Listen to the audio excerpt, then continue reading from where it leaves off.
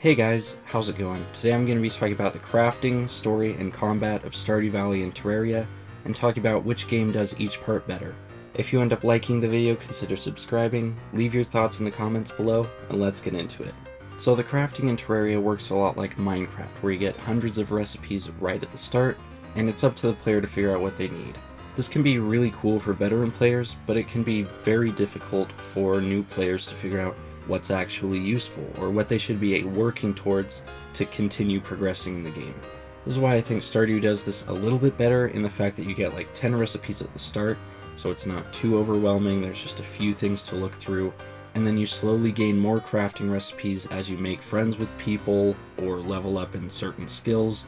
And this can be a whole lot easier for new players because every time you level up and get a new recipe, it tells you what it does, and so you can figure out, okay, I do want to make one of those, or I don't need any of those. But I can't deny that crafting is way more integral to Terraria, and the huge amount of crafting recipes done in that game is very important. So I think overall we'll call this one a tie.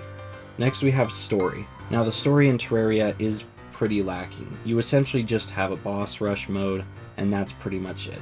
In Stardew Valley you immediately have this overarching goal trying to restore the community center by getting items from all different aspects of the game. And while both of these games have like an overarching goal, Terraria's really isn't a story. Stardew, there are people who talk about it all the time, and of course like the NPCs are real people. They're not just shop owners that have like one personality trait. So in my opinion, that's a win for Stardew. But next we need to talk about the combat. Stardew Valley's combat is limited to just a few types of weapons: daggers, swords, hammers, and slingshots. But most people will only ever use swords. You'll get a base sword, and then throughout the game you'll get a few better swords, and then once you get the top one, you're done. I know you can upgrade it later, but for most people that's it. Most people don't even use the block, because for swords it's pretty useless. So for most people, that's it. It's a one-button press of a sword. Whereas on the Terraria side, there's a million different types of weapons. There's magic weapons, there's melee, there's ranged, and then there's summon weapons. And all of these have a ton of variation within them. Take melee, for example. You can have a sword, of course, but you could also have a yo-yo or a whip, or just a ton of random meme weapons that are a ton of fun to mess around with. And so there's a ton of variation on whether you want to be on the front lines attacking, or kind of hang back with ranged weapons or summon items to let them do all the hard work.